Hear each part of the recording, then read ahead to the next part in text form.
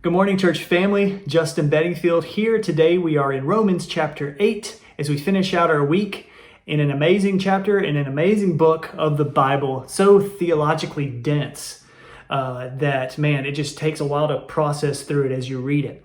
And I really wanted to focus on the work of the Spirit here because in the previous chapters, Paul doesn't really mention the Spirit, but then once we get to this chapter, we see him mention it some 20 times in this chapter. So he's trying to get at something that's going on. And when I think about the Spirit, when I think about how God's Holy Spirit wants to work in my life and I need to trust in Him, I think about a refrigerator.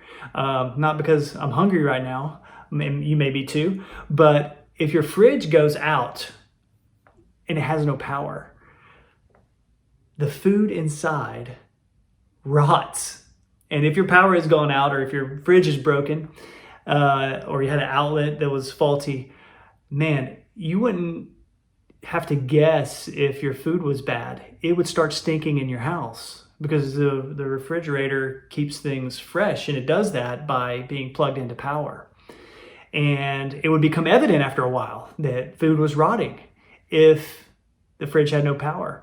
And so it's important that the fridge is plugged in and is working properly and has the electricity it needs. It runs smoothly and it keeps things fresh. And so when I think about the Spirit, I think about being plugged into life, plugged into God, and letting Him have His way in me and well up inside of me and take over so that I can be who I'm supposed to be and I don't start stinking, right? I don't start having a rotted, nasty life because I'm not plugged into any power or I'm not plugged into the Spirit of God. He is there in our lives, the Holy Spirit, to lead and guide us, to give us that power.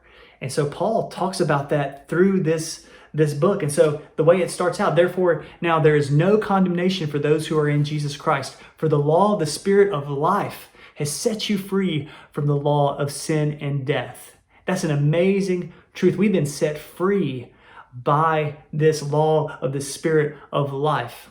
And we have that Spirit because of the work of Jesus. And we have now died to, and we turn away from that law of the law of sin and death. We turn away from the flesh, but we turn to God.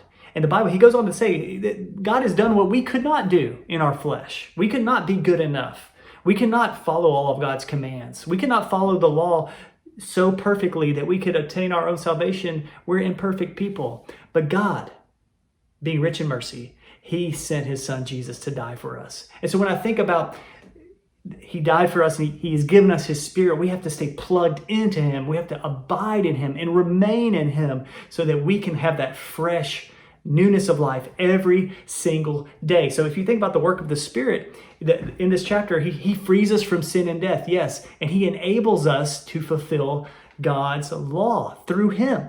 He changes our nature. He gives us strength. He gives us victory through what Jesus has done for us and the victory He has accomplished on our behalf. He also confirms in us and identifies with us that we are His children, that we are sons and daughters of God. In verses 14 through 16, He does that. He also, later in this chapter, you're going to see that He guarantees our future, our glory. He is our hope. He is everything we need to hold on to as we look forward in life and ultimately forward to eternity. The Spirit guarantees that. He confirms in us we are who we are. We are sons and daughters of God. What an amazing work that the Spirit has in the life of a believer. And so Paul here in this chapter just goes on to say, hey, we have this new life. We have the Spirit. We put to death the things of the flesh. The flesh is unredeemed. It's trying to take over.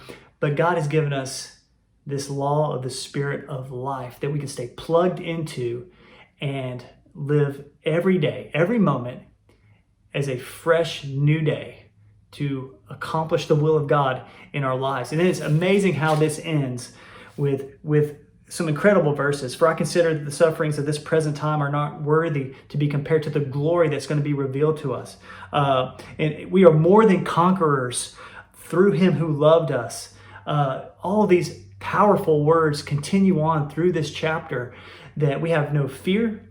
We have nothing without Jesus. We belong to Him. He's ours.